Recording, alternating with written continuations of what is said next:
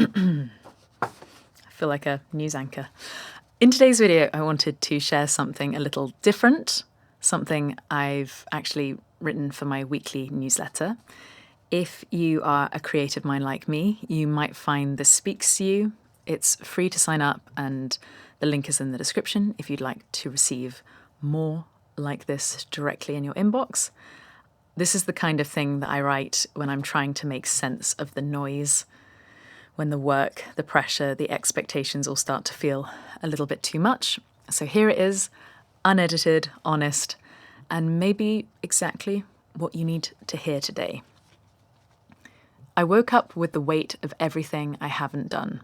My inbox is a battlefield. My to-do list reads like a guilt trip, and my brain, she's tired of being a soldier. There's a kind of exhaustion that isn't just physical, it's existential. It creeps in when your identity is tangled up in achievement, when every unchecked box feels like a quiet moral failure, when the day hasn't even started and yet somehow you already feel behind. I've built my life around being productive, creative, independent. That's part of the brand, right? I show up, I make things, I figure it out. But the shadow side of that independence is the illusion that I'm supposed to manage everything alone, flawlessly, efficiently, without complaint. Some mornings, it all feels fragile. My calendar becomes a maze. Every item on my list leads to another question I don't know how to answer. I'm overwhelmed not by one big thing, but by the cumulative weight of trying to be exceptional at all times. Cal Newport talks about this illusion in Deep Work, arguing that to produce at your peak level, you need to work for extended periods with full concentration on a single task, free from distraction. That sounds great until life is distraction. Until you're not just writing or filming or editing, but also marketing, managing, replying, pitching, invoicing, emailing, scheduling, scripting, performing, cleaning, and pretending none of it is burning you out. I understand deep work. I just don't always know how to make space for it when the shallow work feels like it's drowning me. So I paused. I made coffee slowly, deliberately. I sipped it on my rooftop, letting the morning light hit my face as if it might tell me what to do. I sat still for longer than I wanted to. I opened my journal but didn't write. I tried not to panic about the time. This isn't burnout, not yet. This is a bad signal. A quiet refusal from the system, mind, body, heart. A protest, a whisper saying, not like this. In 4,000 Weeks, Oliver Burkeman writes, the more you try to manage your time with the goal of achieving a feeling of total control, the more stressful, empty, and frustrating life gets. He's not just talking about time. He's talking about the deeper myth that if I just organize my life perfectly, I'll finally feel okay. That idea has seduced me for years. I've tried the productivity tools, the color-coded calendars, the hacks, but what if the real answer is not doing more, but wanting less? I used to think discipline would save me. I thought the solution was tighter routines, earlier alarms, less emotion, more output. I believed that if I could master myself, I could master my art and therefore my life. But self-mastery without self-compassion is just self-punishment in a prettier outfit. What I really need, what I think a lot of us need, is not more structure. It's more softness. Elizabeth Gilbert puts it beautifully in Big Magic when she says, you can measure your worth by your dedication to your path, not by your successes or failures. That's hard to internalize when everything around you is metrics, views, likes, comments, revenue, retention. But when I measure my life by metrics alone, I always come up short.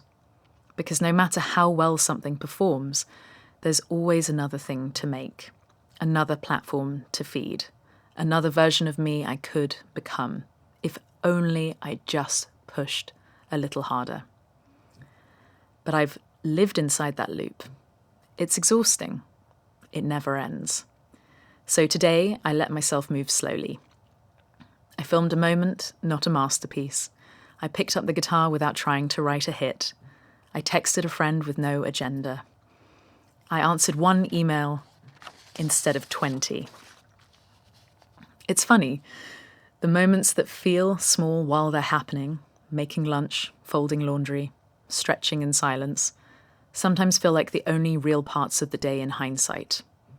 They're not content. They're not monetizable. They're not proof of anything. But they are what life is made of. Gary Vaynerchuk once said, "The truth is that most people aren't lazy. They're just insecure." And that hit me harder than I expected, because I don't think I'm lazy.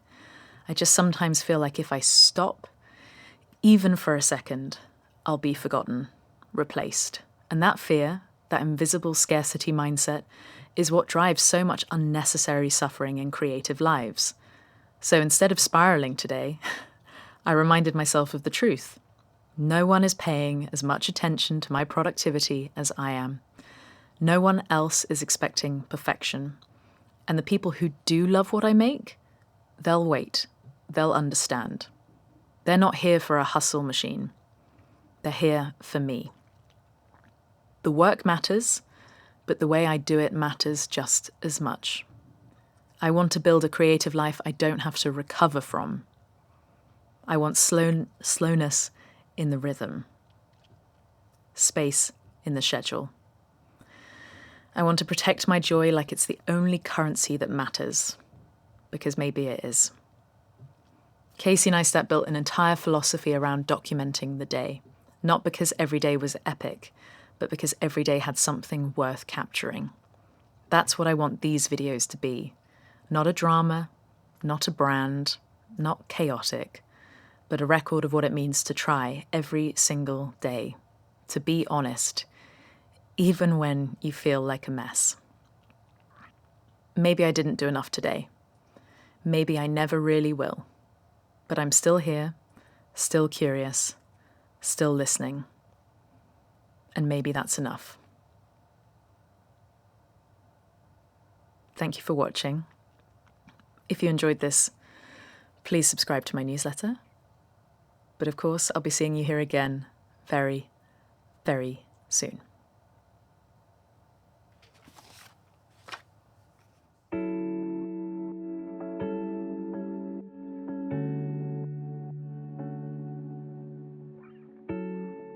I'm discreet when it comes to love,